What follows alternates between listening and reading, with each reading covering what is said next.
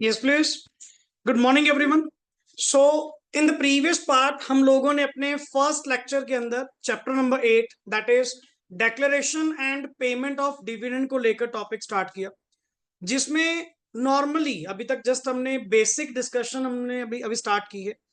Sir the word regarding dividend का मतलब क्या है, डिविडेंड पेड आउट कहां से होगा, एंड टाइप ऑफ डिविडेंड के ऊपर हमारी लास्ट मेन डिस्कशन रही।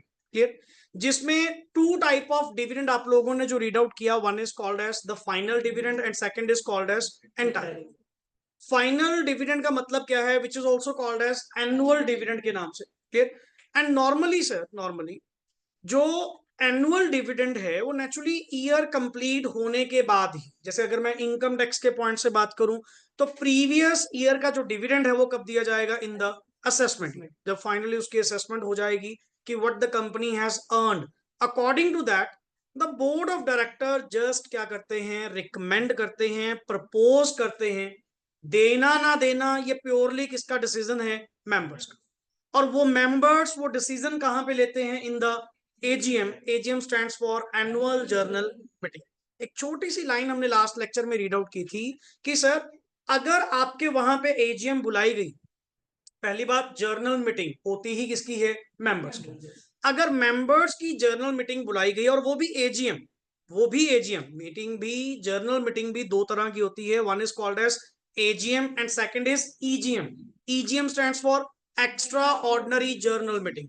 जो स्पेशल सर्कुमस्टांसेस में, जैसे कहते नहीं इमरजेंसी में जो एक मीटिंग बुलाई जाती है, काइंड ऑफ दैट इज की extra ordinary general meeting.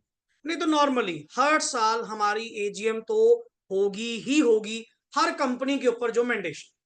Sir EGM depends, अगर आपको रिक्वायर्ड है या बोर्ड ऑफ डायरेक्टर्स को रिक्वायर्ड है कि मेंबर से मिलना पड़ेगा, या मेंबर्स को कोई रिक्वायरमेंट है कि हमें एक मीटिंग करवानी चाहिए, that is special circumstances based.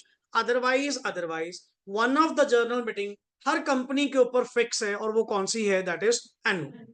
और बाय चांस अगर तुम्हारे पास एजीएम का बुलावा आया है, मेंबर्स को अगर वहां पे बुलाया गया है, बाय डिफॉल्ट कुछ बिजनेस अपने आप में क्या होते हैं, ऑर्डिनरी बिजनेस होते हैं, कि सर अगर एजीएम बुलाई गई है तो ये चार काम तो होंगे ही होंगे। And one of them is declaration of क्या करना, डिविडेंड। कि सर अगर बाय डिफॉल्ट अगर आपने कहा कि सर एजीएम बुलाई जा रही है, तो एजीएम का वन ऑफ द मोटिव ये तो होएगा ही होएगा। इसके अलावा बताओ और क्या काम होंगे, उनके बारे में आपको बताना भी पड़ेगा। इसके बारे में कुछ बताने की जरूरत नहीं है, ये बाय डिफॉल्ट डीम्ड है। एजीएम बुलाई है तो डेक्लेरेशन ऑफ डिविडेंड तो होगा ही होगा।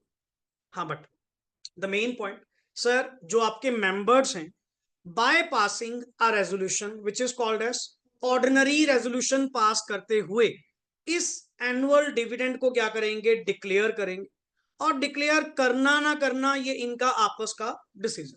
क्लियर? जिसको आपने कल एक छोटे से वर्ड से रिगार्ड किया, basically that is called as dividend policy. कि नॉर्मली कंपनीज में डिविडेंड पॉलिसी ऑप्ट की जाती है कि वेदर टू गिव डिविडेंड और not, that is decision of the shareholders. ये इनका डिसीजन है कि सर इनको डिविडेंड चाहिए या प्लॉ बैक करना है, वहीं पे री इन्वेस्ट करना है, वो तुम्हारी इच्छा। क्लियर? नाउ अगर ये डिसाइड करते हैं, डिक्लेयर करते हैं कि हम तो अपने मेंबर्स को नेक्स्ट आगे डिविडेंड बांटेंगे, हमें तो जी एनुअल डिविडेंड चाहिए, तो sir what is the maximum rate they can declare, what is the maximum rate they can declare, the maximum proposed by the board. जितना बोर्ड ऑफ डायरेक्टर्स क्या करेंगे, प्रपोज करेंगे या रिकमेंड करेंगे, मैक्सिमम ये उतना ही क्या कर पाएंगे, डिक्लेयर कर। तो इसको एक वर्ड दिया गया, सेम रेट और less than, but can not be increased. आप उससे ज्यादा नहीं दे पाएंगे, और वो भी किसके मुताबिक, रेगुलेशन आपकी जो 80 ऑफ द टेबल एफ के अकॉर्डिंग टू गाइडेंस गिवन है। Clear? Now the next one content is कि सर एक वर्ड आया था आपका एंटायरम डिविडेंड। एंटायरम डिविडेंड को वर्ड आपने क्या यूज किया, that is during the two AGMs. And उसका भी मोटिव मैंने कल आपको एक बैकग्राउंड समझाई कि sir during the two AGMs का मतलब क्या है, कि सर कौन ऐसे कई मेंबर्स होते हैं जो आपके नेक्स्ट एजीएम तक क्या करेंगे, वेट करेंगे। एंड इधर से कंपनी अगर बढ़िया प्रॉफिटेबिलिटी जनरेट कर रही है, तो I think so as a part payment कुछ ना कुछ तो आपको दे देना चाहिए। मार्केट में कम से कम आपकी हाइप बनी रहेगी, मार्केट शेयर आपका क्या रहेगा, कंट्रोल रहेगा। आपके शेयर होल्डर्स आपके साथ ही रहेंगे, इन्वेस्टर्स का साथ ही बहुत बड़ा साथ है कंपनी के केस, क्योंकि इनके सहारे ही तो अल्टीमेट मेरी कंपनी क्या है, चल रही है। अगर इन्हीं लोगों ने अपनी पर्टिकुलर कैपिटल क्या कर ली, विड्रॉ कर ली, तो सर हमारा तो मार्केट कैप डाउन चला जाएगा। तो मैंने सोचा कि सर एक तो एजीएम पे अभी हम देकर आए हैं, तो नेक्स्ट जो फाइनल डिविडेंड है वो तो कब जाएगा, नेक्स्ट एजीएम पे जाएगा। एंड तब तक सर क्या पता लोग साथ देंगे या नहीं देंगे। तो इसीलिए फॉर द टाइम भी, जब आपकी भी प्रॉफिटेबिलिटी अच्छी होती है, बढ़िया होती है, एंड कंपनी एक सक्सेसफुल कंपनी बनती जा रही है, तो आई थिंक सो आपको नेक्स्ट आगे अपने शेयर होल्डर्स तक भी वो सारी चीजें पहुंचानी चाहिए। तो एज अ पार्ट पेमेंट कि फॉर द टाइम बिंग चलो आप इतना ये ले लो, बाकी नेक्स्ट ऑन हिसाब कर लेंगे जब एनुअल डिविडेंड हम देने वाले होंगे। फॉर एग्जाम्पल जैसे मान लो सपोज इन्हीं दिनों की मैं अगर बात करूं, हमारा फाइनेंशियल ईयर क्लोज कौन सा हुआ, 23-24। फाइनलाइजेशन इन दिनों गोइंग ऑन है, अभी इन दिनों at this stage audit and all going on होंगे, कंपनीज के ऑडिट एंड ऑल क्या चल रहे हैं, पूरे कंप्लीट चल रहे हैं। देन एक स्टेज इन लोगों ने फाइंड आउट कर ली कि सर पिछले साल में इतना प्रॉफिट हम लोगों ने कमाया, तो अकॉर्डिंग टू दैट बोर्ड अपना फाइनल डिविडेंड क्या करेगा, रिकमेंड करेगा इन द एजीएम, एंड उसको क्या किया जाएगा, डिक्लेयर। तो कंपनी ने जब मोटा मोटा हिसाब तो पड़ गया था ना कि 31 मार्च को अपन इतना पैसा कमा लिया, तो इन्होंने क्या करा, 30 अप्रैल को या 15 मई को एक एंटायरम डिविडेंड रिलीज कर दिया। एंटायरम डिविडेंड किसका रिलीज करा, 23-24 का। That is not final, that is interim dividend, कि इतने फॉर द टाइमिंग आप ये पेमेंट ले लो, बाकी 4-5 महीने में हमारे अकाउंट्स क्या हो जाएंगे, फाइनल हो जाएंगे। देन हमारे मेंबर्स फाइनल डिविडेंड भी आपको क्या कर देंगे, रिलीज कर देंगे। So that is the concept behind interim and final. Now the main concept is, जिसके ऊपर आज का अपना पूरा बेस है, सर द फर्स्ट सेक्शन हमने कंपनीज एक्ट का भी चैप्टर नंबर 8 स्टार्ट किया है, that relates to dividend word. And sir पूरी बुक में जहां भी तुम्हें डिविडेंड की कोई भी रेलेवेंस आई, डिविडेंड का कोई भी सेक्शन आया, आपको कहीं सर्च करने की जरूरत नहीं है, just only one chapter, that is chapter number 8। ये आपकी बुक का चैप्टर नंबर 8 ही नहीं, कंपनीज एक्ट का भी कौन सा है, chapter number 8, because companies act इतना ज्यादा वास्ट है, इतना ज्यादा बड़ा है कि उसको भी छोटे छोटे चैप्टर्स के अंदर आगे क्या कर दिया गया, डिवाइड कर दिया गया। सो इसमें हम लोग आज जो स्टार्ट करेंगे 123 सेक्शन पहले हम क्या करेंगे, कवर अप करेंगे, जो बेसिक सेक्शन है रिगार्डिंग द डिविडेंड, जो आपको ये बताएगा कि सर कि एक डिविडेंड डिक्लेयर करने के लिए क्या क्या प्रोसीजर, क्या क्या एलिजिबिलिटीज कंपनी को लेनी पड़ती हैं, plus one of the main चीज what is the source. Source क्या है, डिविडेंड कहां से बांटा जाएगा। हमने कल एक छोटा सा वर्ड लिखा था, सर डिविडेंड जो बांटा जाता है that is from the distributable profits. जो प्रॉफिट्स नेक्स्ट आगे बांटने वाले होते हैं, डिस्ट्रीब्यूट करने वाले होते हैं, in simple words free reserves. जो आपके फ्री रिजर्व्स होते हैं उन्हीं में से नेक्स्ट आगे क्या बांटा जाता है, डिविडेंड बांटा जाता है। और वैसे भी सर ये जो डिविडेंड है, ये जो आपके फ्री रिजर्व्स हैं, ये तो होते ही किसके हैं, शेयर होल्डर्स के। तो शेयर होल्डर्स का पैसा शेयर होल्डर्स को तो दे रहे हैं, और देना ना देना, लेना ना लेना, ये इनकी मर्जी है। जैसा ये कहेंगे, जैसा ये डिक्लेयर करेंगे, वैसा इनको पे आउट कर देंगे। But from the view point of the shares, हमने दो तरह के शेयर्स पढ़े, और मेरी मैक्सिमम स्पीच, मेरी मैक्सिमम वर्डिंग किसके लिए चल रही है, फॉर द इक्विटी वालों के लिए, not for the preference. Because preference वालों का तो डे वन से रेट क्या होता है, फिक्स्ड, कि sir what ever be the total return of the company, it doesn't mean आपको जो रेट प्रेस्क्राइब किया गया, सर आपको तो शेयर इशू करते टाइम क्लास स्पेसिफिक करी थी, 9% preference shares, 12% preference share. What is the 12%, 12% is the rate of dividend which is fixed by default. कल को कंपनी कितना ही पैसा कमाए, आपको कितना मिलेगा, मैक्सिमम 12%। आपको तो सर 12% के अकॉर्डिंग टू ही क्या मिलेंगे, पैसे मिलेंगे। दैट इज द केस जो हमने यहाँ पे अभी तक डिस्कस करना है, बिकॉज मेरी मैक्सिमम नेक्स्ट आगे जो टॉपिक्स में चलेगा word, that is regarding sir equity को लेकर हम ज्यादा डिस्कस कर रहे हैं, प्रेफरेंस के लिए इतना मैटर नहीं। And why the preference is called as preference, why, because they are given preference with respect to two things, one is dividend and second is repayment। कि जब भी कोई पैसा देने की बारी आएगी शेयर्स के मामले में, सबसे पहला पैसा किसको दिया जाएगा, प्रेफरेंस वालों को, बाकी जो बचा वो किसका, इक्विटी। तो इसीलिए मेन टॉपिक हमारा किसके रिगार्डिंग है, इक्विटी के रिगार्डिंग। Let's start. सबसे पहले हेडिंग पढ़िए, वर्ड क्या लिखा हुआ जी, conditions for conditions for declaration and what is payment of dividend. कि सर मैं कुछ बेसिक कंडीशंस आपको बता रहा हूं कि इन कंडीशंस को आपको फॉलो करना पड़ेगा अगर आपने डिविडेंड क्या करना है, डिक्लेयर करना है, प्लस द मेन थिंग उसकी पेमेंट को लेकर कि पेमेंट का मोड क्या होगा एंड किस तरह से आप अपना डिविडेंड पे आउट कर सकते हैं, वो वन बाय वन कंडीशंस हमें क्या करनी है, डिस्कस करनी है। जिनमें से one of the best condition number 1, सबसे पहला पॉइंट आता ही क्या है, सोर्स। कि सर ये बताओ ये पैसा आएगा कहां से जो नेक्स्ट आगे लोगों को बांटोगे। सर मेरी फर्स्ट प्रायोरिटी, मेरा फर्स्ट सोर्स अपने आप में क्या होगा, प्रॉफिट्स। जितना कंपनी ने प्रॉफिट कमाया है उस प्रॉफिट में से जितना भी हिस्सा आप बांटना चाहते हैं, जितना मेंबर्स ने एजीएम के अंदर डिक्लेयर किया है या एंटायरम डिविडेंड के केस में बोर्ड ने रिकमेंड किया है, तो अल्टीमेटली सर आप प्रॉफिट्स में से उतना हिस्सा निकालिए और अपने अपने मेंबर्स को पर शेयर बेसिस पे जितना बांटना है बांट दीजिए। तो मेरा प्राइमरी सोर्स एट फर्स्ट जो मेरे माइंड में आता है कि डिविडेंड कहां से बांटे जाते हैं, प्रॉफिट्स। बट सर कौन से प्रॉफिट्स, पढ़िए, yes, profits of the word क्या लिखा हुआ है, अच्छा कौन से, फॉर दी, सबसे पहली priority for the current financial, जिसमें से कमाया, जितना कमाया उसमें से आप जितना मर्जी डिविडेंड बांटो। सर क्या कंपनी ने, मान लीजिए सबको देने के बाद क्या अगर मान लो कंपनी ने 10 लाख कमाया, क्या वो 10 लाख नेक्स्ट आगे डिस्ट्रीब्यूट कर सकती है, ये बताइए। कंपनी ने 10 लाख रुपए कमाए, लैंडर्स अपना इंटरेस्ट ले गए, गवर्नमेंट अपना टैक्स ले गई, बाद में सब कुछ देने के बाद लास्ट में कितना बचा जी, 10 लाख रुपए बचे। क्या कंपनी 10 लाख रुपए नेक्स्ट डिविडेंड बांट सकती है, यस। जिनका पैसा अगर वो लेके जाना चाहते हैं तो ले जाएं, हमें कोई दिक्कत नहीं। डिविडेंड के ऊपर कोई लिमिट नहीं, किसी तरह की कोई रिस्ट्रिक्शन नहीं कि आप मैक्सिमम 10% बांट पाओगे, मैक्सिमम 15% बांट पाओगे। सर आपका पैसा जितना मर्जी बांटो, क्लियर। तो इसमें कोई भी पॉइंट नहीं है, उसमें कोई भी पॉइंट आपका नहीं है। नेक्स्ट इज और, वर्ड क्या लिखा हुआ है, फॉर वर्ड क्या लिखा हुआ है, प्रीवियस फाइनेंशियल, अच्छा फाइनेंशियल ईयर या ईयर्स एंड रिमेनिंग, वर्ड क्या लिखा हुआ है, इसको लिखिए accumulated P and L.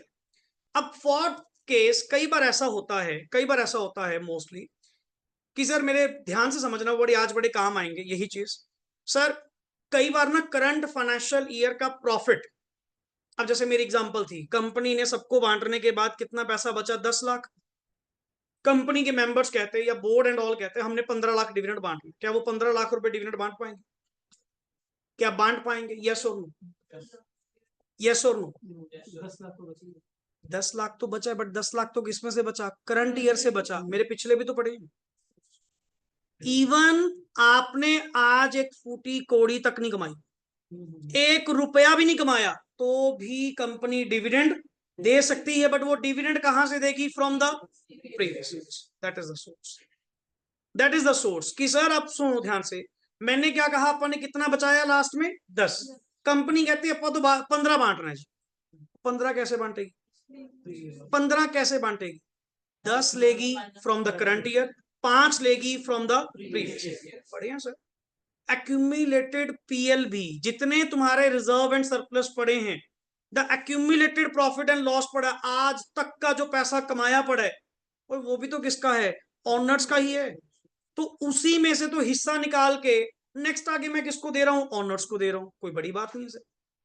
So one of the sources सबसे पहली प्रायोरिटी है, इसको ना प्रायोरिटी वाइज पढ़ कि सर सोर्स तो बाय डिफॉल्ट पता है, one of the sources profits, but कौन से प्रॉफिट्स।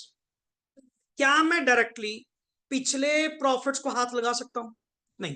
पहले आपको किसको देखना पड़ेगा, करंट। पहले तो सर करंट फाइनेंशियल ईयर वाले प्रॉफिट्स क्या करिए, अपने यूटिलाइज करिए।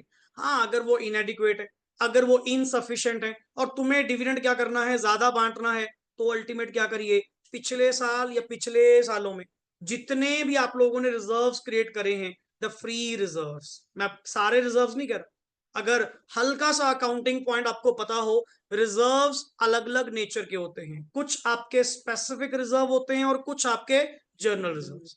तो मैं बात कर रहा हूं उन जर्नल रिजर्व्स की, फ्री रिजर्व्स की, which are meant for, which are available for dividend distribution. Sir जितना मर्जी पैसा बांटो, आप देखो आपकी इच्छा। एंड द लास्ट, अच्छा वर्ड क्या लिखा हुआ है तीसरा, बोथ।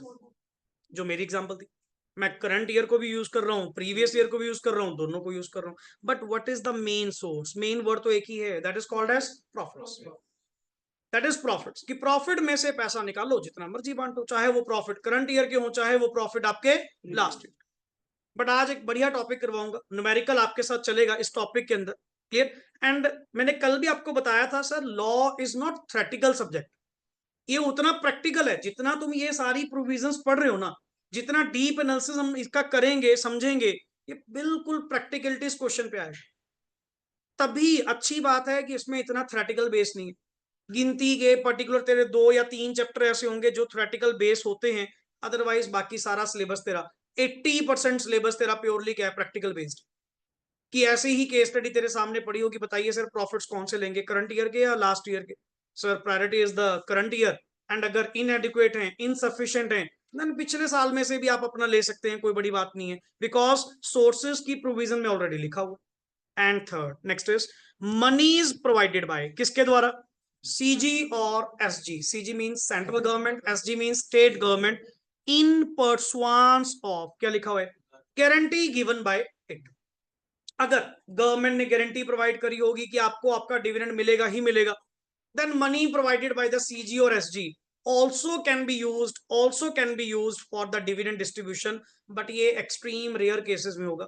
बहुत ही लाइक गवर्नमेंट कंपनीज के केस में आपको ऐसा देखने को मिलेगा। कौन सी प्राइवेट कंपनी में तेरे को गवर्नमेंट गारंटी देती है? तुम आज की डेट में जितने भी शेयर होल्डर्स हो, तुम मोस्टली कौन से सेक्टर के होल्डर हो, पीएसयू के या प्राइवेट के? प्राइवेट के। प्राइवेट वालों में कौन सेंट्रल गवर्नमेंट, कौन स्टेट गवर्नमेंट गारंटी देती है? हाँ, मोस्टली जो पीएसयू सेक्टर्स वाले होते हैं, PSU means public sector undertakings, clear. उनकी अगर शेयर होल्डिंग आपके पास है, देन किसी किसी केस में कई बार गवर्नमेंट ने आपको गारंटी दी होती है कि आपको डिविडेंड मिलेगा। बेशक हमारी कंपनी कुछ ना कमाए, अगर ये नहीं कमाएंगे हम पैसा देंगे। तो मनी प्रोवाइडेड बाय सीजी और SG in pursuance of guarantee given by it, this is also the source. But normally rare circumstance में ऐसा देखने को मिलेगा। एक बार आप बिलीव करना, पेपर में क्वेश्चन ही यही। हम ना कई बार ऐसा होता है कि तैयारी कर रहे हैं नेक्स्ट लेवल की, और पेपर में इतना बेस क्वेश्चन पूछ लिया, वही नहीं सही निकला। उसने पूछा क्या क्या सोर्सेज बताओ, एंड बाय डिफॉल्ट जब आप मल्टीपल रीडिंग्स लेते हैं ना, वेटेज वाइज तुझे पता है कि प्राइम सोर्स कौन है, तुझे याद ही कौन सा रहेगा, प्रॉफिट्स। और दूसरा पॉइंट याद ही नहीं था कि सर मनी प्रोवाइडेड बाय किसके द्वारा, सीजी और SG in pursuance of guarantee given by it, this is also a source. Source तो है। हाँ, what is the prime source? Prime source is profits. Profits कौन से? करंट ईयर के, past year के, और मे बी बोथ। समझे ना पॉइंट? तो ये जरूरी नहीं कहते हम लोग कि मतलब हमेशा जो क्वेश्चंस की सेंस है, मतलब जो इंपॉर्टेंट नेचर के सिर्फ उसी पे फोकस करो। तुझे यही नहीं पता कि वो पर्टिकुलर एक बिल्कुल बेसिक पॉइंट पे क्वेश्चन दे दे। इसीलिए हम लोग हर अटेम्प्ट का पेपर रीड आउट जरूर करते हैं जब भी पेपर होता है। जब भी बच्चे पेपर देकर आते हैं, कोई ना कोई स्टूडेंट हमें शो करके जाता है कि सर आज का पेपर ये था, हम पूरा बैठकर उसको पढ़ते हैं। उसको पढ़ने का मोटिव क्या होता है? वन इज अपने आप को चेक करना, क्या हम सही चल रहे, क्या सही पढ़ाया जा रहा है। Plus number two is examiner की सोच क्या चल रही है, किस लेवल का वो क्वेश्चन पूछ रहे। कि कई बार इतनी बेसिक चीजें पूछते हैं ना, वो इतनी बेसिक, हम तैयारी कर रहे होते हैं हार्ड लेवल की, वो बिल्कुल सिंपल लेवल पे उतर है। हमारे लिए वेटेज सबकी क्या है, इक्विवेलेंट है, डे वन से डे लास्ट तक। Clear now. The number two is manner of work, क्या लिखा हुआ है, कंप्यूटिंग प्रॉफिट्स।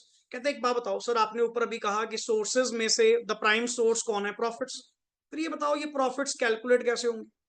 क्या आपके एसपीएल में रिपोर्ट होने वाला टू नेट प्रॉफिट, क्या वही profit? What is the manner of computing profit? अब जैसे कई अलग अलग जगह पे आप रीड आउट करेंगे, इनकम टैक्स के लिए प्रॉफिट की डेफिनेशन अलग है सर, कंपनी के लिए अपनी जो अकाउंट्स के लिए जो आपकी एसपीएल की डेफिनेशन अलग है, प्रॉफिट लॉस की डेफिनेशन अलग है। कई यूज करते हैं बुक प्रॉफिट्स, कई यूज करते हैं ओनली प्रॉफिट्स। तो हर पर्सन का manner of computing, her act का मैनर ऑफ कंप्यूटिंग प्रॉफिट्स क्या है, अलग। कहते सर आपने जो मुझे कहा कि आपके प्रॉफिट एंड लॉस में 2 NP जितना कुछ यहाँ पे लिखा हुआ है उसके बेसिस पे बांट। मैं क्या सर इस प्रॉफिट को मैं थोड़ी बेस मानूंगा, पता नहीं क्या कुछ आपने प्लस कर रखा है, क्या कुछ आपने माइनस कर रखा है, कितने नॉन कैश एक्सपेंडिचर या जो बेफालतू के फिक्टिशियस एक्सपेंडिचर है वो कुछ डाल रखे हैं।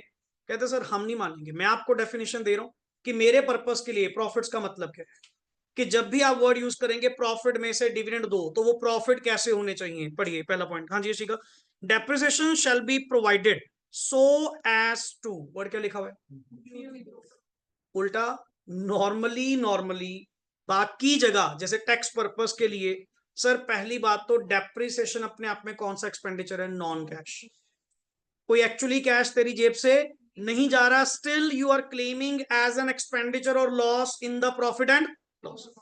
बट मैंने खुद अलाउ करा कि नहीं सर डेप्रिसिएशन एक्सपेंडिचर होता है, यस डेप्रिसिएशन माइनस हो जानी चाहिए।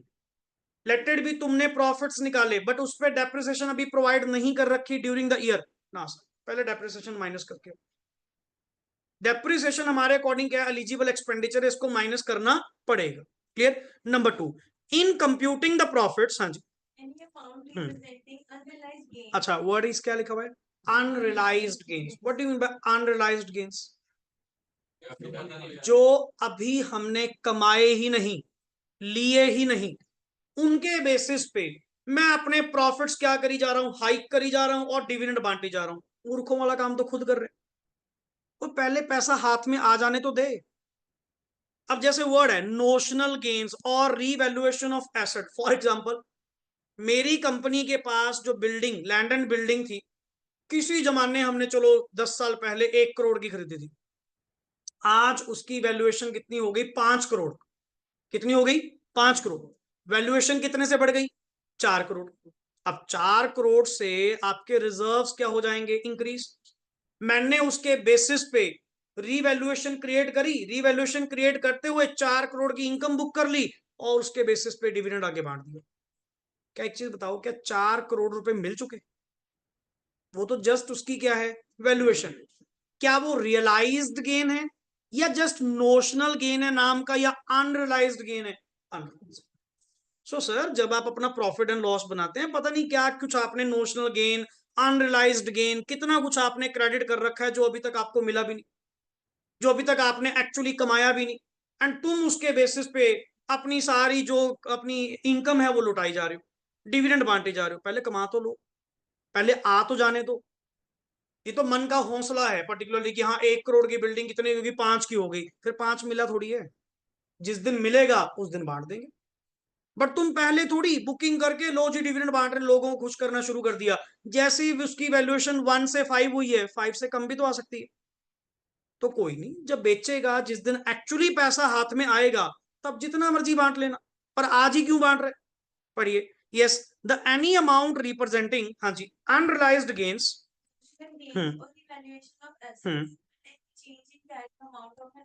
or of a liability on the measurement of asset or liability at the fair value shall be, word क्या लिखा हुआ है सर, इनको बीच में लेके चलना।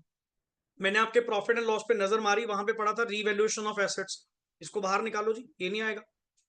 या कोई भी एसेट लाइबिलिटी की जब आप मेजरमेंट करते हैं, कॉमन सेंस है, revaluation of assets and liabilities, जब आप उसको फेयर वैल्यू पे क्या करते हैं, रिकॉर्ड करते हैं, जर्नली या तो वो प्लस होएगी या क्या होगी, माइनस। उसका प्लस माइनस का इंपैक्ट कहां जाएगा, प्रॉफिट एंड लॉस।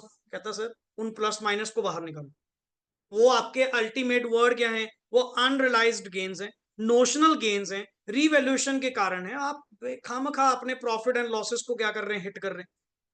अगर पिक्चर शो करनी है तो रियलिटी दिखाओ ना, कि व्हाट यू एक्चुअली अर्न, उसके बेसिस पे जितना मर्जी डिविडेंड बांट, हमें कोई दिक्कत नहीं, बट नॉर्मली नहीं चलेगा।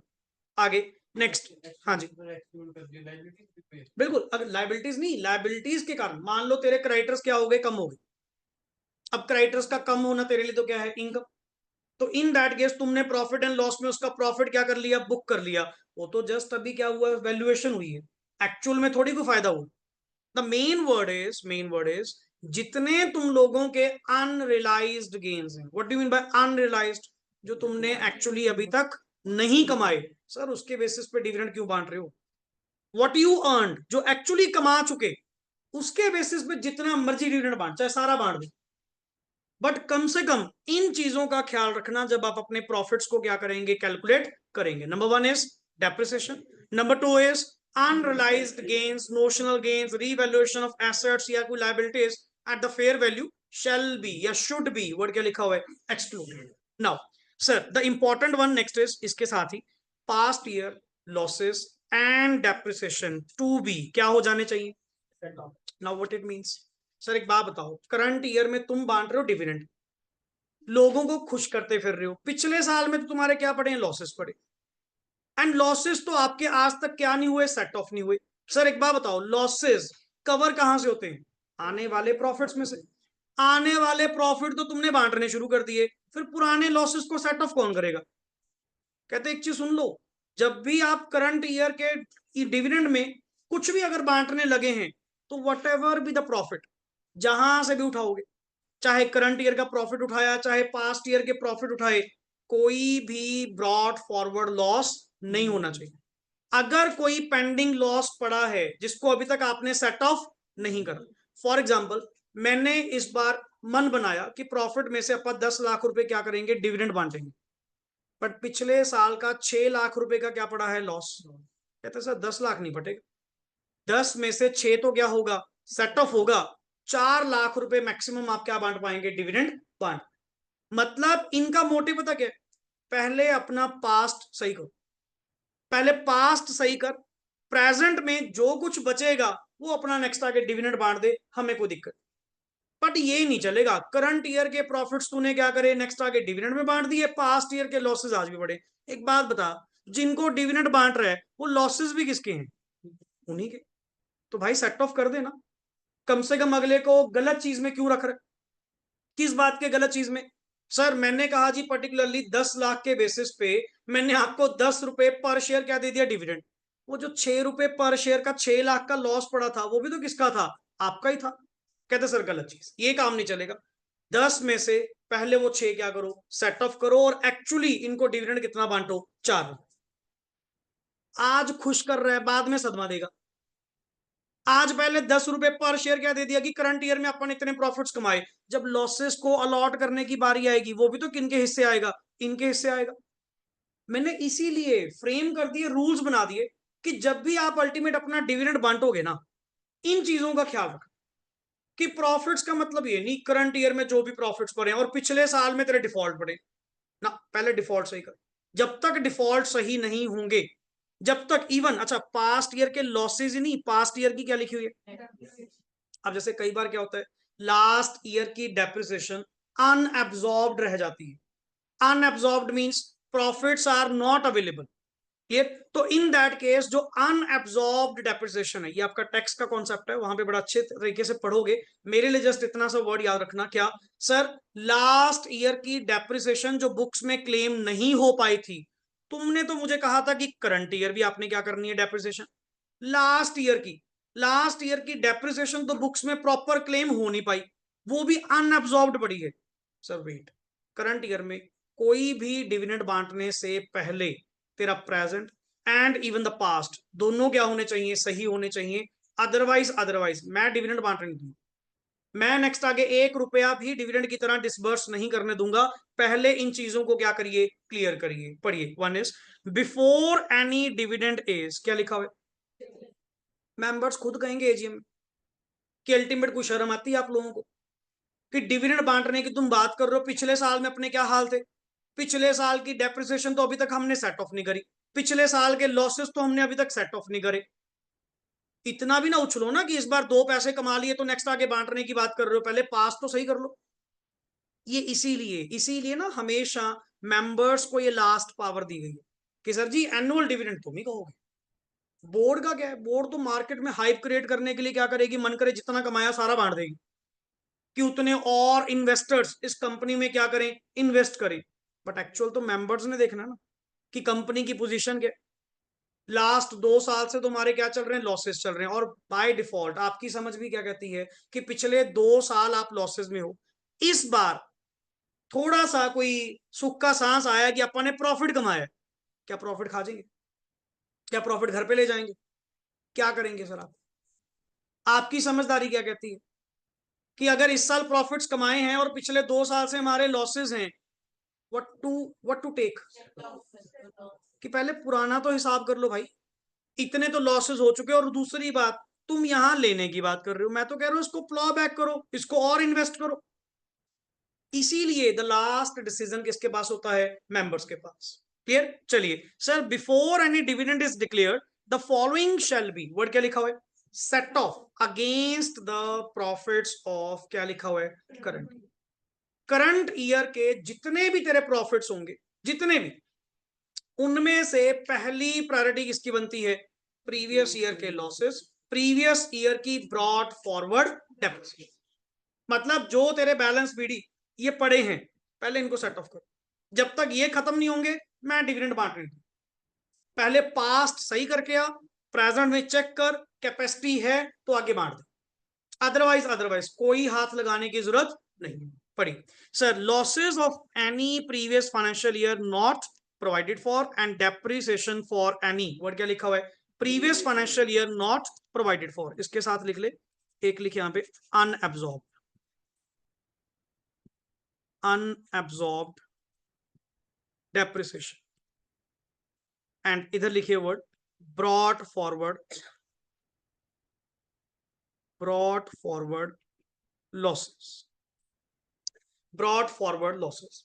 एंड सर फिर फाइनली ये बताओ, जो आपने डेप्रिसिएशन ये देने की बात करी कि पहले तो डेप्रिसिएशन आप उसको चार्ज करिए, and basically in simple words अगर मैं बात करूं, yes, for the dividend decision, for the dividend declaration, depreciation is a eligible expenditure. Eligible है, बेशक वो क्या है? Non cash. मोस्टली अपने प्रैक्टिकल केस स्टडी में जब क्वेश्चन आता है ना, वो उलझाएगा कि डेप्रिसिएशन तो नॉन कैश नहीं है। हाँ तो होगा, हमारे एक्ट ने, कंपनीज एक्ट ने 123 ने क्या करा है? अलाउ करा है कि डेप्रिसिएशन तो प्रोवाइड करनी है। अगर नहीं कर रखी पहले करके हो, एंड वो डेप्रिसिएशन एज पर किसके अकॉर्डिंग होगी? स्केड्यूल 2, वो भी किसका? कंपनीज एक्ट 2013 का। कंपनीज एक्ट 2013 ने स्केड्यूल 2 में अलग से, स्केड्यूल 2 में क्या प्रोवाइड करे हुए हैं? डेप्रिसिएशन रेट, एसेट की यूजफुल लाइफ, उसकी स्क्रैप वैल्यू, उसकी रेजिडुअल वैल्यू, पूरा प्रॉपर चार्ट है, पूरा प्रॉपर चार्ट है। एंड बाय डिफॉल्ट पूरी सीए स्टडी में, पूरी सीए स्टडी में अगर कंपनीज एक्ट के अकॉर्डिंग डेप्रिसिएशन वर्ड आया, एक ही वर्ड, स्केड्यूल 2। सर स्केड्यूल 2 में जाइए, वहां पे लाइफ, वहां पे रेट, वहां पे रेजिडुअल वैल्यू एंड ऑल सब कुछ ऑलरेडी क्या है? मेंशन। आपको कुछ भी करने की जरूरत नहीं है, उस रेट में जाइए। जैसे इनकम टैक्स में नहीं होता, इनकम टैक्स में क्या? सेक्शन 32, वो डेप्रिसिएशन का सेक्शन बना हुआ है, वहां पे जाइए, जो जो रेट जैसा जैसा लिखा हुआ है वैसा इनकम टैक्स के अकॉर्डिंग डेप्रिसिएशन चार्ज कर लीजिए। वही अगर अकाउंट्स में बात आती है, कंपनीज एक्ट की बात आती है, तो कंपनीज एक्ट में किसने गाइड करा हुआ है? स्केड्यूल, स्केड्यूल 2 में जाओ, वहां पे ऑटोमेटिकली जो भी लिखा हुआ है, जो रेट लिखा हुआ है, जो लाइफ लिखी हुई है, अकॉर्डिंग टू दैट डेप्रिसिएशन क्या कर लीजिए? चार्ज कर लीजिए। Clear? So what is the crux of the first page? यहाँ पे आपने क्या निकाला? सबसे पहला, सर प्रॉफिट्स का यहाँ पे मतलब क्या है? प्रॉफिट मींस करंट ईयर के profits and past previous year के, मतलब जो भी आपके एक्यूमुलेटेड पीएल, और मे बी बोथ, आप दोनों का कॉम्बिनेशन भी यूज कर सकते हैं। एंड द लास्ट इज क्या? मनी प्रोवाइडेड बाय, किसके द्वारा? सीजी और SG, in pursuance of guarantee given by it. But sir, while computing the profits, you have to keep 2 points in mind. One is depreciation must be provided for, and number 2 is जितने तुम्हारे ये notional gain, unrealised gain, कोई revaluation of asset, clear, जो कुछ भी है sir, इनको आपने क्या करना है? एक्सक्लूड करना है। ये प्रॉफिट्स के पार्ट में कभी भी कवर नहीं है।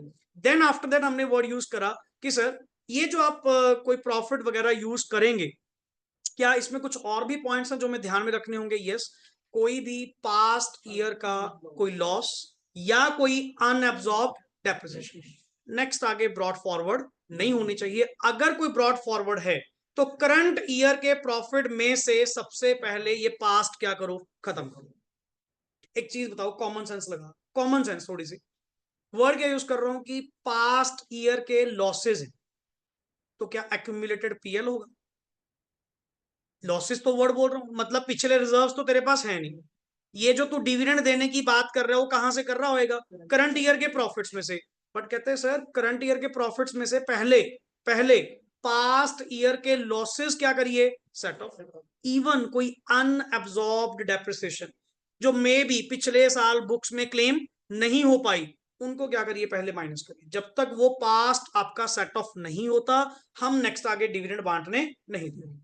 एंड प्लस जहां भी वर्ड में डेप्रिसिएशन यूज कर रहा हूं, depreciation stands for schedule 2। The rate, the manner provided in the schedule 2 of the companies act 2013, उस अकॉर्डिंग टू आप लोग अपना क्या करेंगे, डिविडेंड डिक्लेयर करेंगे। चलिए, now the word is transfer to reserves. अब इस पे कई बार क्वेश्चन हो चुका रिपीट, इस जस्ट एक लाइन के पहले। सर मैं थोड़ा सा पास्ट बता रहा हूं, पहले पुराने एक्ट में 1956 में कंपनीज एक्ट आपका कहां से चला, 1956, जिसको रिपील किया गया, रिप्लेस किया गया by companies act 2013। At present जितनी कंपनीज के ऊपर रेगुलेशन चल रही है वो किसके ऊपर चल रही है, 2013। बट ऐसा नहीं है कि 1956 खत्म हो गया। जिन मैटर्स के रिगार्डिंग 2013 साइलेंट है, वो आज भी मैटर्स कहां से डील होते हैं, आपके प्रीवियस। तो आज भी 1956 के अकॉर्डिंग क्या किए जाते हैं, डील किए जाते हैं।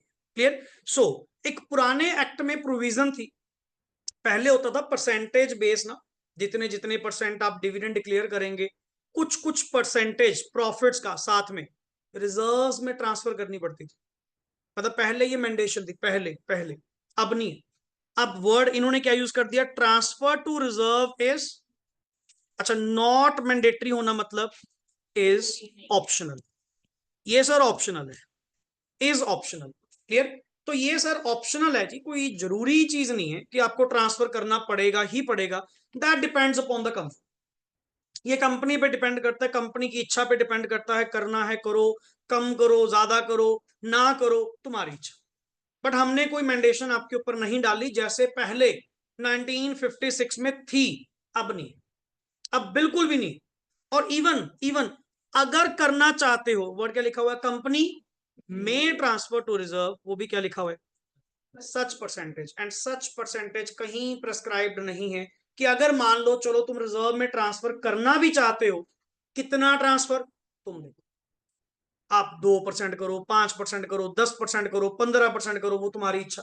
और लास्ट वर्ड इस क्या लिखा हुआ है, एज इट मे डीम, जो मैनेजमेंट को सही लगे, जो कंपनी को सही लगे, सर आप उस लेवल पे अपने अकॉर्डिंग क्या करिए, ट्रांसफर कर दीजिए।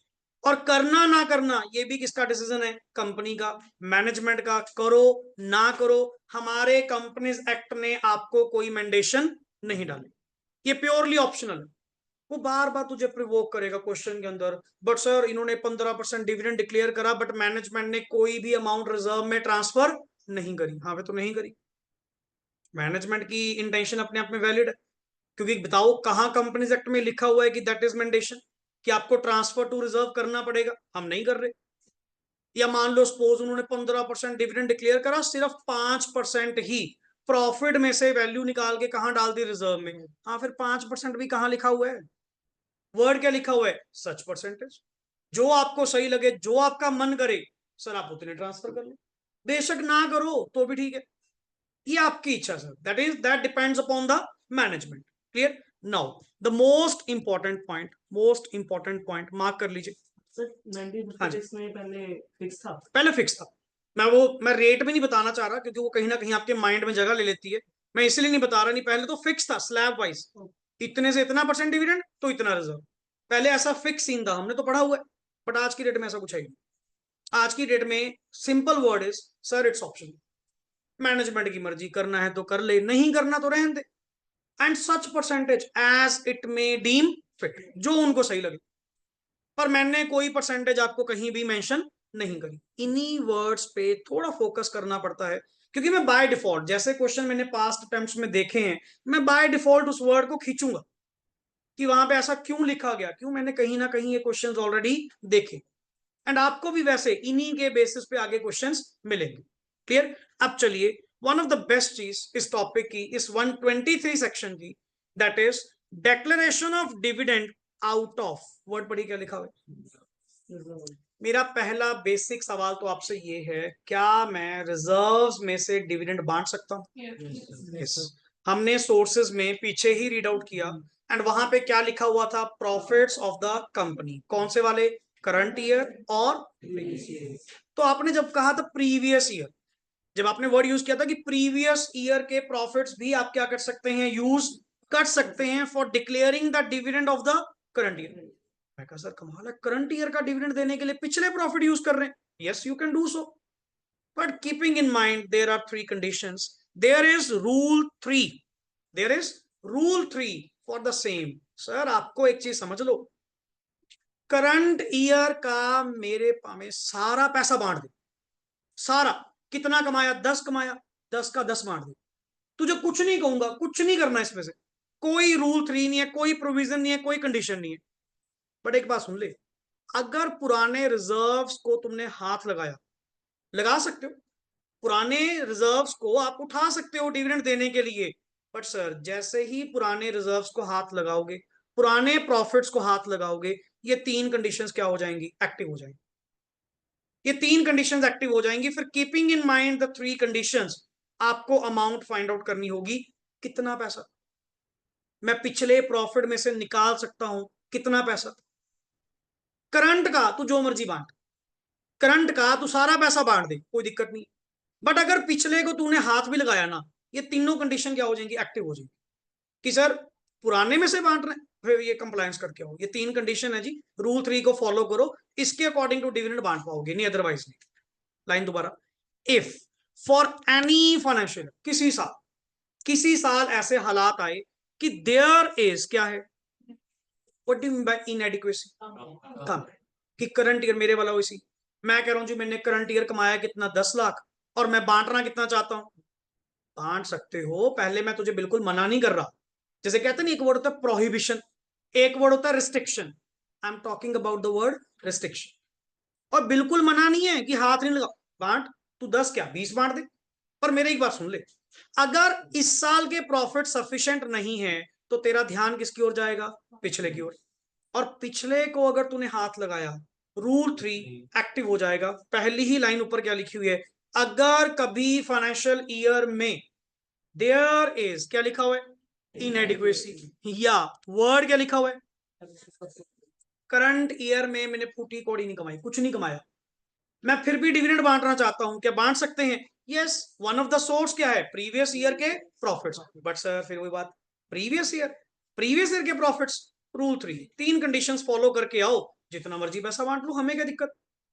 पर जब तक ये 3 कंडीशंस को आप मेट नहीं करेंगे, आपका डिविडेंड क्या होगा? इनवैलिड। आपके डायरेक्टर्स ने गलत तरीके से डिविडेंड बांटा, क्योंकि कंपनी तो कौन है? Artificial person. कंपनी थोड़ी कुछ करती है, कंपनी एक्ट करती है through its human agency. Ultimate sir आपकी कंपनी ने क्या करा? गलत कर। आगे चलिए। So but a company intends to declare, yes please. dividend out of accumulated profits of अब previous देख year. वर्ड आउट ऑफ, तेरी नजरें किस पे पड़ी हैं? किस पे पड़ी हैं? वही है ना, जेब में पैसा आज नहीं है बट पिछला तो पड़ा है, सेविंग्स तो पड़ी है ना, जिसको तुम कहते हो अनडिस्ट्रीब्यूटेड प्रॉफिट्स, जिसको तुम कहते हो एक्यूमुलेटेड पीएल, वो तो पड़ा है ना। पर कहते हैं एक चीज का ख्याल रखना, सर अगर एक्यूमुलेटेड पीएल को आपने यूज करना है फॉर द करंट ईयर के डिविडेंड के लिए, ये 3 कंडीशंस के बिना मैं आपको हिलने नहीं दूंगा। पढ़िए, yes, of the previous financial year which have been transfer to the, जो कहां ट्रांसफर कर दिए गए थे? Free reserves. एक तो ऊपर लिखे यहां पे फ्री रिजर्व्स का मतलब क्या है? Free reserves are those reserves, free reserves are those reserves, free reserves are those reserves which are freely available, which are freely available for dividend distribution, which are freely available for dividend distribution। मतलब अगर तुमने last year का वो सारा एक ही खजाना कहां रखा हुआ था? एक्यूमुलेटेड पीएल में। एंड एक्यूमुलेटेड पीएल पार्ट ही किसका होता है? Free reserves. And free reserves का मतलब ही क्या होता है? Which are freely available for, किसके लिए? Dividend distribution. पर आज भी मेरा पॉइंट दोबारा बताइए, क्या मैं तुम्हें मना कर रहा हूं कि तुमने पास्ट जो प्रॉफिट्स कमाए हैं, या जो तुमने एक्यूमुलेटेड पीएल बनाया है, या जो तुमने फ्री रिजर्व में ट्रांसफर कर दिया था, हाथ मत लगाइए? क्या मैंने मना करा? क्या मैंने प्रोहिबिशन डाली? मैं जस्ट क्या कह रहा हूं, अगर यूज करोगे, अगर यूज करोगे, मतलब पहले कह रहा हूं पॉसिबिलिटी है, yes you can use them. अगर यूज करोगे, बस इन 3 कंडीशंस का कंप्लायंस करके आना, मुझे और कोई दिक्कत नहीं। कंपनीज एक्ट बस ये चीज चाहता है। पढ़िए, yes, then the company shall comply with the rules prescribed by, किसके द्वारा? सेंट्रल गवर्नमेंट के द्वारा जो रूल्स प्रेस्क्राइब किए गए हैं, अल्टीमेटली आप उनके अकॉर्डिंग क्या करेंगे? कंप्लायंस करेंगे। Now sir what are the rules? अब ना अगर तुम कंपनीज एक्ट ध्यान से पढ़ोगे, यहाँ पे नया कंपनीज एक्ट ना बड़ी स्कीम के अकॉर्डिंग बनाया गया। इन्होंने ना कुछ भी चीज सेक्शन के अंदर मेंशन नहीं करी, कोई भी चीज। वहां पे तो क्या लिख देगा, सच मैनर, सच प्रेस्क्राइब्ड फॉर्म, सच फीस, सच परसेंटेज, हर जगह वर्ड क्या लगा देगा, सच, या rules given by the CG. ये सेक्शन में नहीं लिखेगा, सेक्शन के साथ मतलब एक्ट के साथ, एक्ट के साथ इन्होंने क्या बनाए, कंपनीज रूल्स।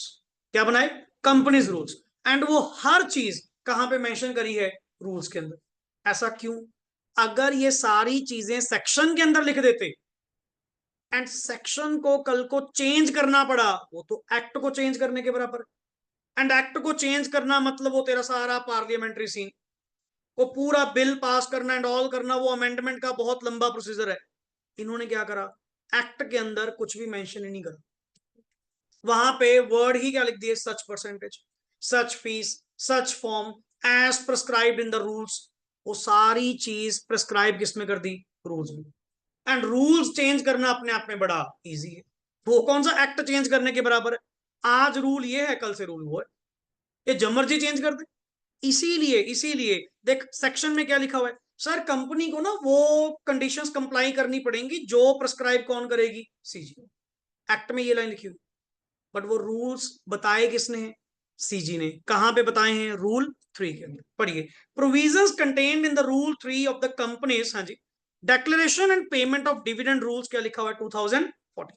लो सर ध्यान से सुनना, इसको कंडीशन 4 कह लो, कंडीशन 3 कह लो। एक्चुअली द फर्स्ट कंडीशन, ये दो आपकी सेकंड कंडीशन, और ये आपकी थर्ड कंडीशन, ये 3 कंडीशन, 3 कह लो 4 कह लो, बात एक ही है।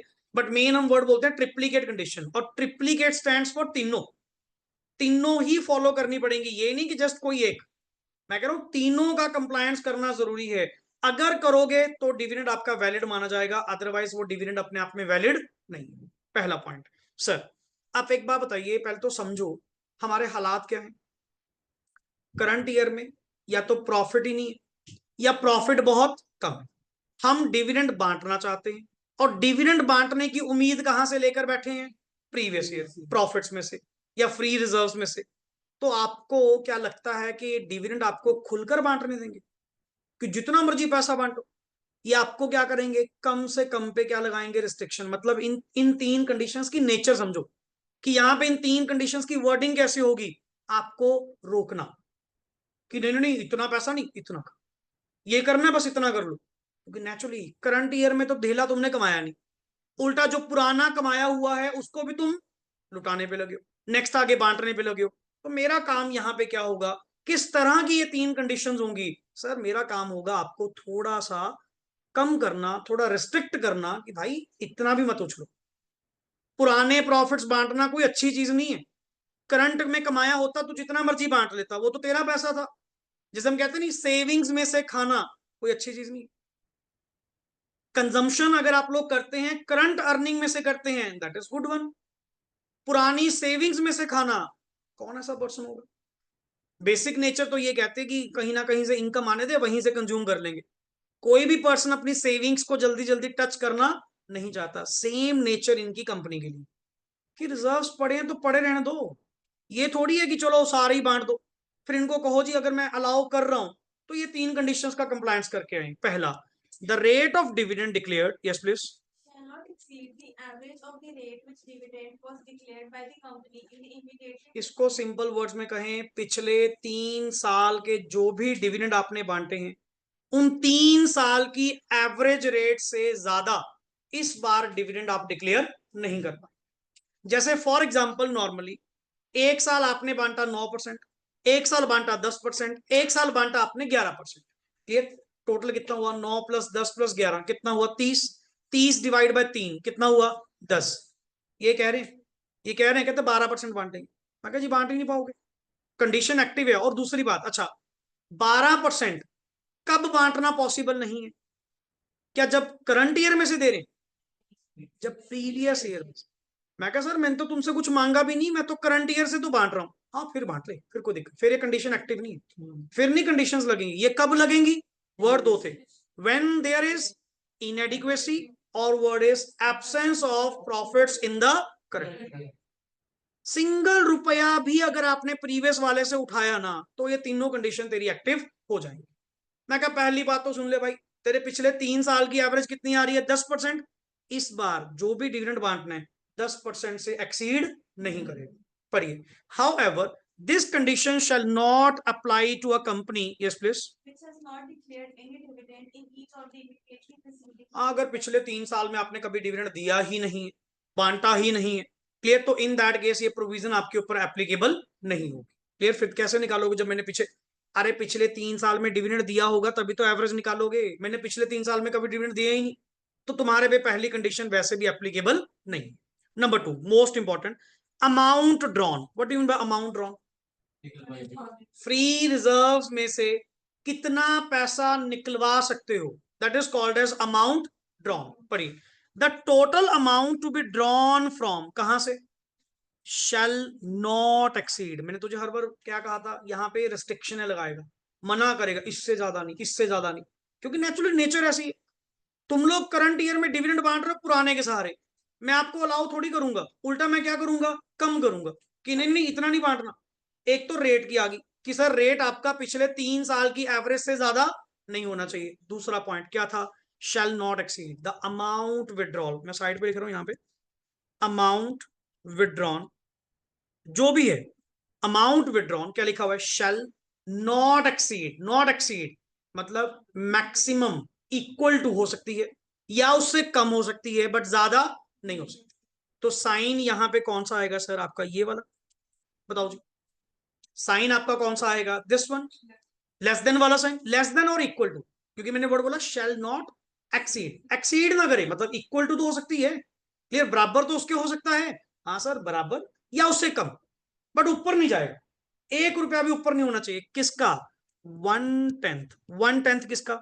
1/10 of PUC. PUC stands for paid up share capital plus word क्या लिखा हुआ है? Free reserves. सर जितनी आपकी कंपनी की बैलेंस शीट में पेड अप शेयर कैपिटल पड़ी है प्लस फ्री रिजर्व्स पड़े हैं, मैंने सारे रिजर्व्स नहीं कहा, कौन से रिजर्व्स? Free reserves. उनका टोटल करिए, उनका टोटल करिए, उसका 10% करो, मैक्सिमम इतना पैसा आप रिजर्व में से निकलवा सकते हैं फॉर द डिविडेंड डिस्ट्रीब्यूशन। पहले ये लिमिट किस वाइज आई? Amount wise. पहली लिमिट क्या थी? Rate wise. अच्छा आगे पढ़िए, और वो भी ये कौन से वाली होंगी? As per the latest audited FS. ये पिछले साल की जो लेटेस्ट ऑडिटेड एफएस के अकॉर्डिंग आपकी पेड अप शेयर कैपिटल है, फ्री रिजर्व्स हैं, उनका टोटल करिए, टोटल का 1/10 करिए, मैक्सिमम इतना पैसा रिजर्व में से निकलवा पाएंगे, इससे ज्यादा नहीं। और ध्यान से, यूज ऑफ क्या लिखा हुआ है? ये जो अमाउंट आपने निकलवाई, चलो मैंने लिमिट लिमिट लगाई, लिमिट लगा के पैसा बाहर निकलवा लिया, वो मैंने ध्यान रखा कि 1/10 से क्रॉस ना करे, उतना ही हो। कहते एक बात सुन ले, अगर पैसा निकलवाएगा रिजर्व में से plus the amount so drawn from the reserve shall first be utilise to set off the word क्या लिखा हुआ है? एक बात बताओ, रिजर्व्स में जाने की वजह क्या थी? या तो प्रॉफिट नहीं थे या इनएडिक्वेट थे। चल इनएडिक्वेट के केस में कुछ तो थे, कुछ तो थे, बाकी तुमने रिजर्व्स में से लिए। व्हाट इफ अगर इस साल में प्रॉफिट नहीं थे? अगर प्रॉफिट नहीं था मतलब क्या था? लॉस। और तुम पिछले पिछले रिजर्व में से क्या निकाल रहे हो? पैसा। कहते वेट वेट वेट, इस साल के लॉस भी तो पड़े होंगे, पहले उसको क्या कर? एडजस्ट कर। मैंने पुराने रिजर्व में से पैसा निकाला, सर पैसा बाहर आया, मान लो सारी कंडीशन एंड ऑल ओके करने के बाद 8 लाख रुपए बाहर आया। कितना बाहर आया? 8 लाख। पहली बात तो वो 8 लाख किसके बराबर होगा? 1/10 ऑफ द किसके बराबर? Paid up capital plus free. This is the maximum. और वो भी सुन ले, 8 लाख रुपए डायरेक्टली यूज नहीं करने दूंगा, उस 8 लाख में से अगर करंट ईयर का क्या पड़ा कोई लॉस, पहले वो माइनस कर। मैंने नजर मारी, करंट ईयर का लॉस कितना पड़ा है जी? कहते 3 लाख। मैं कहा जी हो गया पॉइंट, 8 में से माइनस 3, कितना अवेलेबल है? 5। 5 लाख रुपए डिविडेंड आप नेक्स्ट आगे बांट सकते हैं। ये अभी तक सेकंड कंडीशन। अब आ जा third condition, balance of word पढ़िए क्या लिखा है? बैलेंस ऑफ वर्ड क्या लिखा है? What do you mean balance of reserves? निकलवाने के बाद रिजर्व्स का जो बैलेंस है, फ्री रिजर्व्स का जो बैलेंस है, पढ़िए the balance of reserves after such drawal, after such drawal, वो पैसा निकलवाने के बाद जो भी तुम निकालोगे, शैल नॉट फॉल बिलो, क्या लिखा हुआ है, शैल नॉट फॉल बिलो कितने, 15% ऑफ इट्स, क्या लिखा हुआ है, paid up share capital as per the latest audited FS. Paid up share capital के 15% से नीचे रिजर्व्स का बैलेंस नहीं होना चाहिए। कम से कम कितना होना चाहिए, एटलीस्ट कितना होना चाहिए, मतलब what ever be the amount. तुमने कंडीशन 1 तो चलो रेट वाली थी, कंडीशन 1 किसकी थी, रेट की। मेन तो नंबर 2 है कि अमाउंट कितनी विड्रॉ करोगे। मैं क्या सर एक चीज का ख्याल रखना, वो तो कंडीशन आपने ठीक है पैसा निकलवाने का सोच लिया, बट एक चीज का और ख्याल रखना, पैसा निकलवाने के बाद the balance reserves, the remaining balance of the reserve must be equal to किसके होना चाहिए, 15% ऑफ, एटलीस्ट 15% ऑफ, क्या लिखा हुआ है, पेड अप शेयर कैपिटल। अगर नहीं है सर इतना पैसा नहीं निकलवा पाओगे। उल्टा मन करे, सुन ध्यान से, मन करे थर्ड कंडीशन के कारण सेकंड वाले की अमाउंट और कम हो जाए। फॉर एग्जांपल तुमने ऊपर अभी कितनी एलिजिबिलिटी बोली थी, 8 लाख। अभी आएगा न्यूमेरिकल करेंगे इसका, न्यूमेरिकल ही करवाऊंगा, आपसे ही करवाऊंगा सॉल्व नॉर्मली, कि पिछली कंडीशन में कितना कह रहे थे जी, 8 लाख निकलवा लो। कहता वेट वेट वेट, 8 लाख तो निकलवा पाएंगे ना, तीसरी कंडीशन भी तो मेट होनी चाहिए। मन करे उधर से जवाब आ जाए, किस बात का, मैं 8 लाख रुपए निकाल लूं और निकालने के बाद रिजर्व्स का balance paid up share capital के 15% के बराबर ना हो।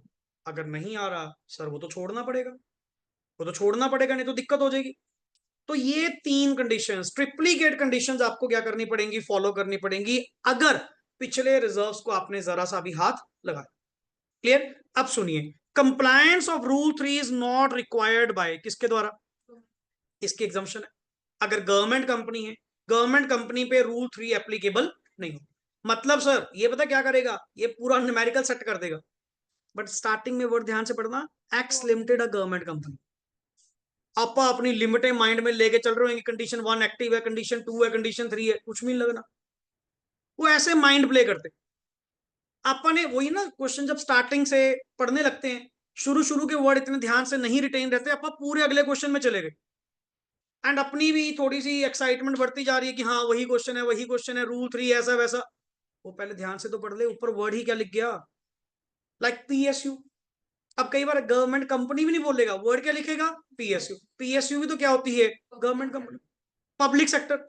Sir no, compliance of rule 3 is not required by the government company. तो गवर्नमेंट कंपनीज के केस में आपका रूल 3 एप्लीकेबल नहीं है, उनको ऐसी कोई कंडीशनें फॉलो नहीं करनी, चाहे करंट ईयर के प्रॉफिट्स इनएडिक्वेट हो या एब्सेंट हो, या पुराने में से जो मर्जी बांटे। क्लियर। पढ़िए, in which the entire, but हाँ एक कंडीशन है, नॉर्मल गवर्नमेंट कंपनी नहीं, बेसिक बताना गवर्नमेंट कंपनी कौन सी होती है, जिस कंपनी में at least 51% of the paid up share capital is held by central state, और सेंट्रल और स्टेट बोथ।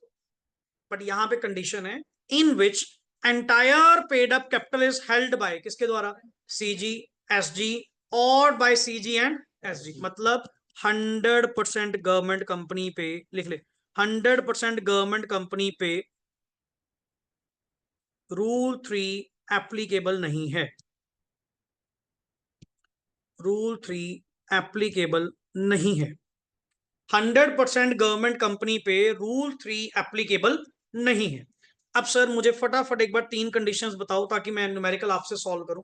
पहली बात, ये रूल 3 का कॉन्सेप्ट लगेगा ही कब, what is the basic formality, जब करंट ईयर में प्रॉफिट्स क्या हो, इनएडिक्वेट या हो ही ना। ये 2 केस अगर होंगे तो तुम्हारी नजरें, और कंपनी उस फाइनेंशियल ईयर में क्या बांटना चाहती है, डिविडेंड। क्या बांट सकती है, yes, from the previous reserves, जितने पास्ट ईयर के प्रॉफिट्स पड़े हैं वहां से दे दो। बट सर पास्ट ईयर के प्रॉफिट में से अगर आप पैसा निकलवाएंगे तो आपका रूल 3 क्या हो जाएगा, active, which contain 3 conditions and 3 triplicate conditions. तीनों का कंप्लायंस होना चाहिए, नॉट एनीवन। और किसी एक को ब्रीच करना, किसी एक को कॉन्ट्रावीन करना, पूरा का पूरा डिविडेंड आपका क्या हो जाएगा, इनवैलिड। क्या आपने गलती करी सर, पहली अमाउंट, पहली लिमिट जो है वो रेट वाइज, दूसरी लिमिट जो है अमाउंट वाइज, तीसरी भी अमाउंट वाइज है बट बैलेंस कि बैलेंस ऑफ रिजर्व कितना होना चाहिए। पहला रेट वाइज आपने क्या पढ़ा, पिछले सिंपल वर्ड्स पिछले 3 साल की एवरेज से ज्यादा आप डिविडेंड नहीं दे सकते। पहली रिस्ट्रिक्शन तो आपके ऊपर ही है। दूसरी लिमिट क्या थी, जितना भी पैसा रिजर्व में से निकलवाओगे दैट मस्ट नॉट एक्सीड कितना, 1/10 of the paid up share capital plus free reserve, इससे ज्यादा नहीं होगा। And the last is sir और प्लस जो भी पैसा आप एक एलिजिबिलिटी में लेकर आओगे कि इतना निकलवा सकते हैं, but that amount first be utilised against setting off the losses of the current year. जो भी करंट ईयर में आपने लॉसेस इंकर करें पहले उसमें से माइनस करोगे। And the last is sir amount निकलवाने के बाद रिजर्व्स का जो बैलेंस है that must be equal to at least कितने के बराबर, 15% ऑफ किसका, पेड अप शेयर कैपिटल। लो जी मैं आपके सामने क्वेश्चन लेके आ रहा हूं। ये मेरा क्वेश्चन है, पर्टिकुलरली क्वेश्चन है, एक बार आप लोग अपने लेवल पे पढ़िए पढ़िए। जस्ट अ मिनट, यहाँ पे क्वेश्चन था। हाँ जी, हाँ क्या लेना आपने अभी, अच्छा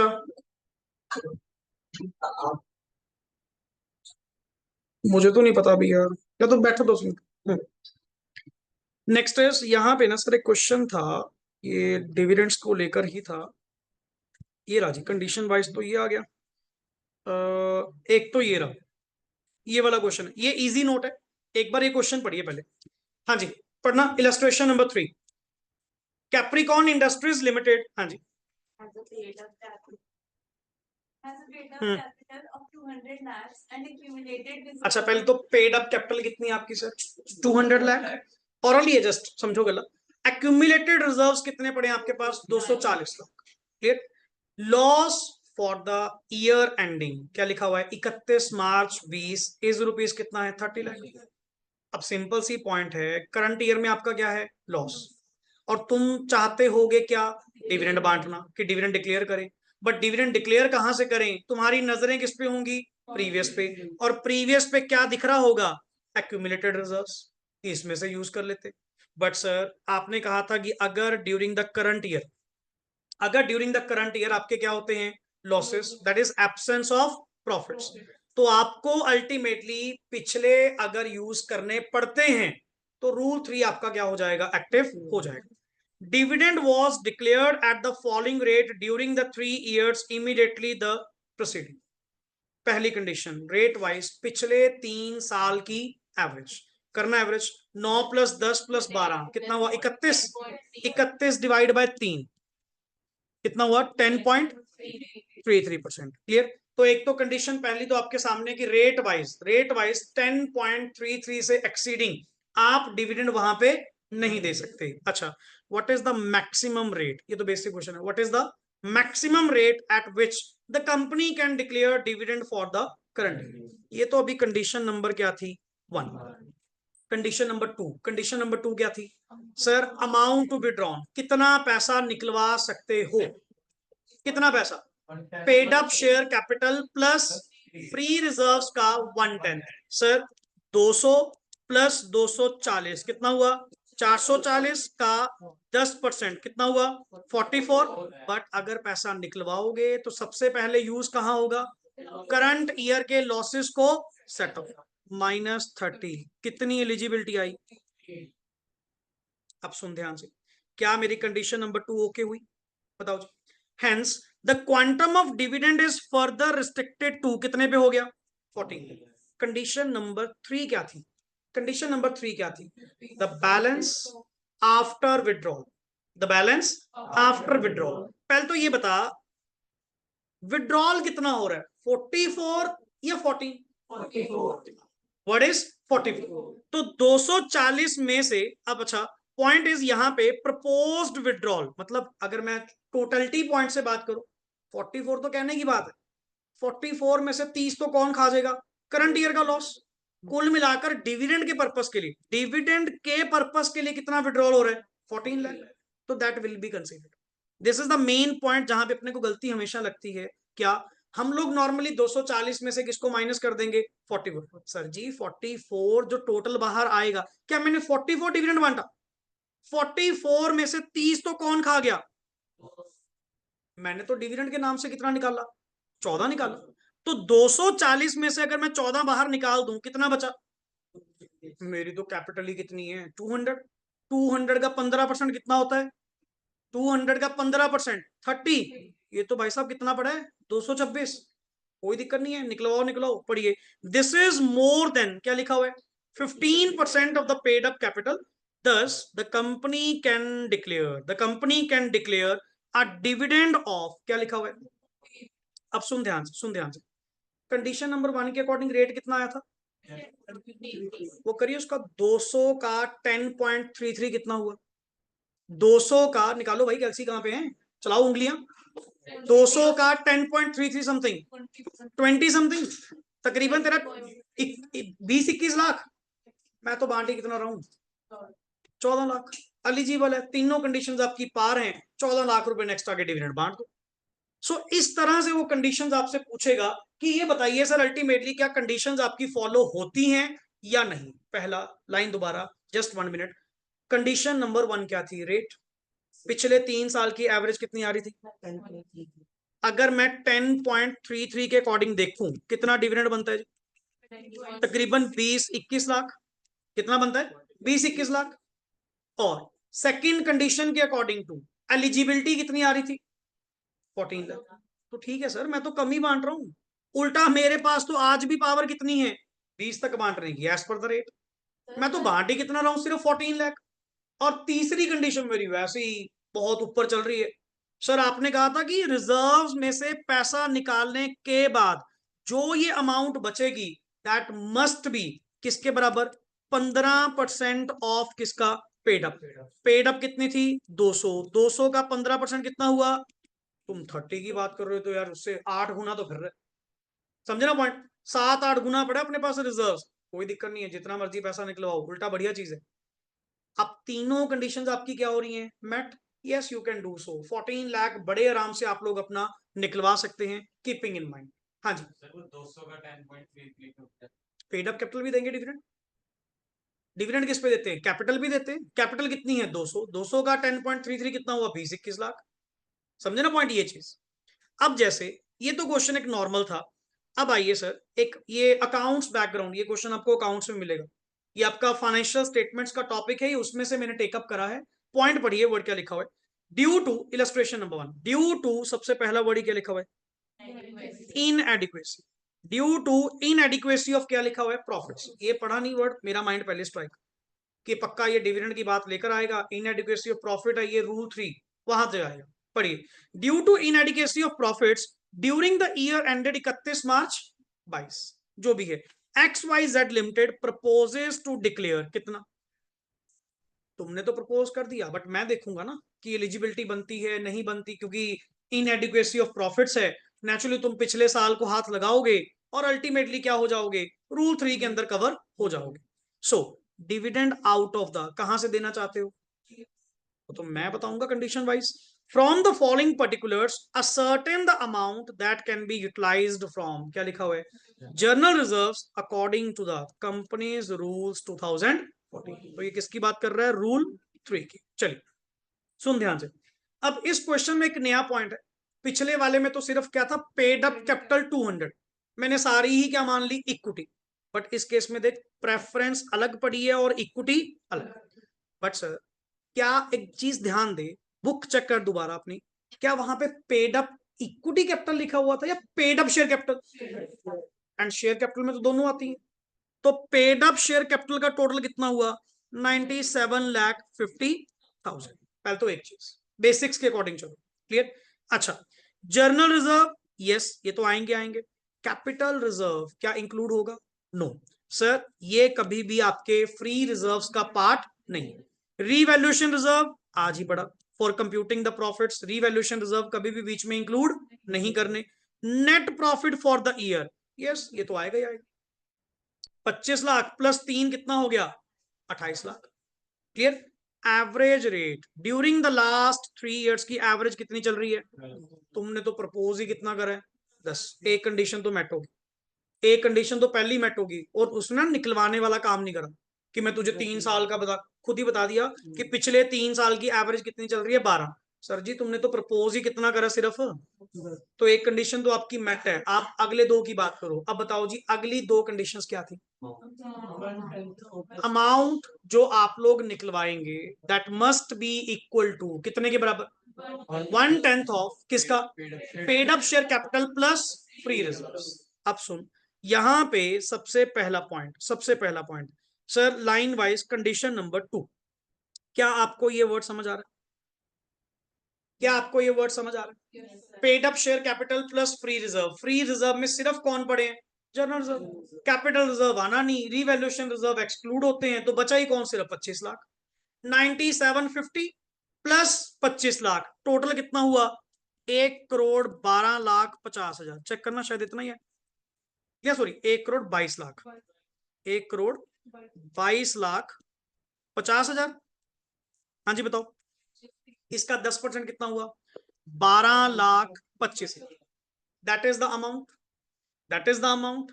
बट एक चीज बताओ, तुमने कहा था जितना पैसा तुम यहां से निकलवाओगे वो सबसे पहले यूज कहां करोगे, करंट ईयर के लॉसेस। क्या करंट ईयर में लॉस है? मैंने एब्सेंस ऑफ प्रॉफिट नहीं कहा था, मैंने क्या कहा था, इनएडिक्वेट। मैंने तो कंडीशन पे ध्यान दिया, पर ऐसा तो नहीं कि मैंने इग्नोर कर दिया। ये मैं आपको 1 बाय 1 बता रहा हूं कि सर 12-25 अगर मैं निकलवाता, सबसे पहला पैसा मैं कहां यूज करता अगर करंट ईयर में क्या होते। सर जी करंट ईयर में तो क्या पड़ा है आपका, प्रॉफिट पड़ा है, वो भी कितना पड़ा है, 3। अच्छा एक बात बताओ, करंट ईयर में कितना प्रॉफिट अवेलेबल है, 3 लाख। करंट ईयर में डिविडेंड बांटने के लिए इक्विटी वालों को कितना प्रॉफिट पड़ा है, 3 लाख। बताइए।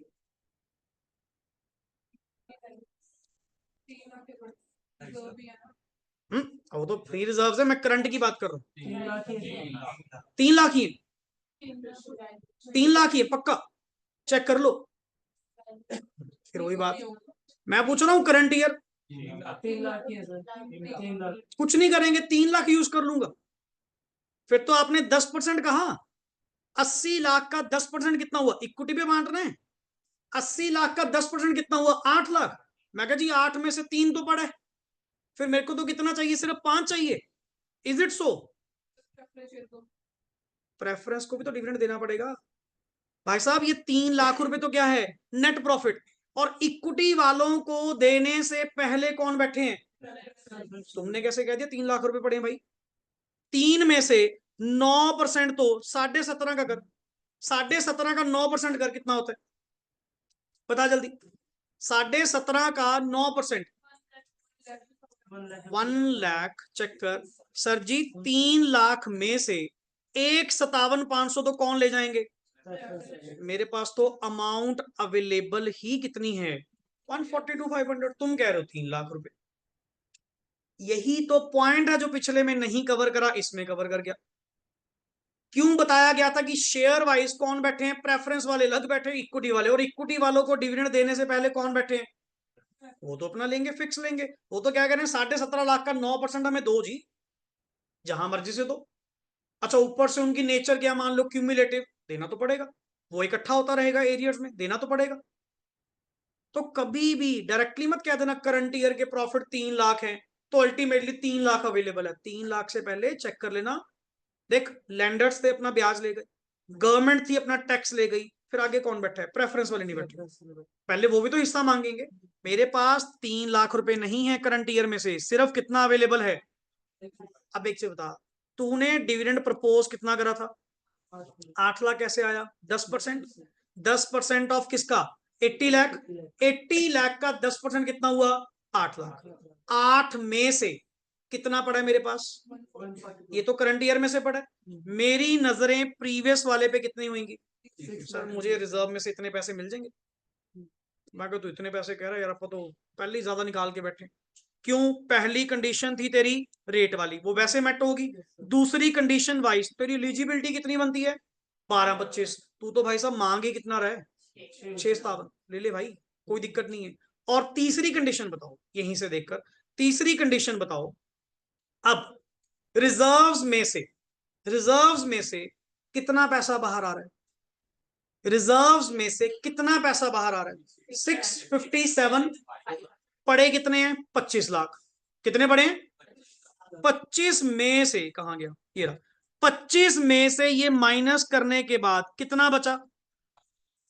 18,42,500, जो कि कितने के बराबर होना चाहिए? पेड अप शेयर कैपिटल के 15% के बराबर। पेड अप शेयर कैपिटल कितनी थी? 9750 का 15% कितना होता है जी? 1462। उससे ज्यादा ही है सर, चलने दो, बड़े आराम से 6,57,500 वो निकलवा पाएगा, 10% डिविडेंड वो दे पाएगा। ये प्रैक्टिकल क्वेश्चन, ये अकाउंट्स में भी आता है और आपके लॉ में भी आता है। सो इसीलिए ये मत कहना कि जो bonus right buy back and all जो कुछ भी कर रहे हो सिर्फ तेरा कौन सा कॉन्सेप्ट है अकाउंट्स का। नो नो नो, ये न्यूमेरिकली तुझे कहां मिलेगा? इसमें भी मिलेगा, सेम लेंथ पे मिलेगा। हुआ point clear? So these are the two examples जो मैंने स्पेशली इस बुक में गिवन नहीं थी बट मॉड्यूल में मिली या अकाउंट्स के मॉड्यूल में मिली। ये वाली एग्जांपल आपके अकाउंट्स का क्वेश्चन। सो इस वे से लास्ट पढ़िए, since all the three conditions are, the company can withdraw easily 657,500 from the accumulated reserves as per the declaration and payment of dividend rules 2014. That's it. ये तीन कंडीशंस का main point है और ये always always ये तीन conditions time लेती कि सर जब तक न्यूमेरिकली ना समझ में आए ना तब तक नेक्स्ट आगे सर ये थोड़ा होल्ड नहीं पाता, क्योंकि पढ़ना एक अलग चीज है, अप्लाई करना एक अलग चीज है। समझे point? And the last word आज का, डिविडेंड आउट ऑफ, वर्ड क्या लिखा हुआ है? No dividend shall be paid by a company from its reserves other than, मतलब only free reserves can be used for the dividend distribution. लिख line, only free reserves can be used, only free reserves can be used for dividend distribution. Only free reserves can be used for dividend distribution. Dividend distribution के लिए सिर्फ और सिर्फ आप अपने free reserves क्या कर सकते हैं? यूज कर सकते हैं। That's it. Clear concept? आज का कोई डाउट?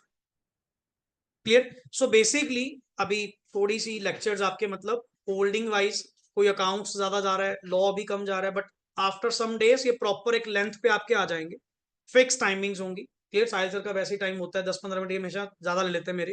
क्लियर? तो नॉर्मली आप आगे से रिस्ट्रिक्टेड रखेंगे, बिकॉज मेरा भी अगर 1.5 आवर का लेक्चर अगर प्रॉपर होगा देन सिलेबस बड़े एक्यूरेटली टाइम पे हम क्या करेंगे? अपना कंप्लीट करेंगे, but nothing will be compromised, ये चीज का ख्याल रखना। क्लियर? 1 to 1 हर चीज का लॉजिक दूंगा, हर चीज का क्रक्स दूंगा कि ये चीज क्यों करवाई जा रही, उसका थोड़ा लॉजिकल बैकग्राउंड आपको लिंक करना पड़ेगा, सोचना पड़ेगा। एंड जहां भी कोई डाउट है आप इमीडिएटली क्या करिए? पूछिए, आपका काम है पूछना, रिजॉल्व करना, बताना हमारी ड्यूटी है कि सर आपका कहीं कॉन्सेप्ट गलत अप्लाई ना हो, बिकॉज स्टार्टिंग ही अगर गलत पट्टी पे चढ़ गए और पूरा कॉन्सेप्ट आगे क्या जाएगा? गलत जाएगा। Is that clear? So daily revise करना। चलो अभी तो इतना कंटेंट ही नहीं है याद करने वाला, रिटेन करने वाला या रिवाइज करने वाला, बट स्टिल आदत बनाइए, चाहे जो भी करा जितना भी करा उसको एक बार दोबारा देखना। Is that clear? चलिए ओके जी, thanks a lot and rest we will do in the next part. Next वाले में ऑटोमेटिकली आपको कंटेंट अच्छा मिलेगा। क्यों? द मेन ये न्यूमेरिकल वाला जो पार्ट था, आगे अब थ्योरेटिकल बेस है। कल अपने 2 पेजेस बड़े आराम से अपने 2 पेजेस तक आपका क्रक्स ये हो जाएगा। क्लियर? चलिए ओके जी, थैंक्स अ लॉट।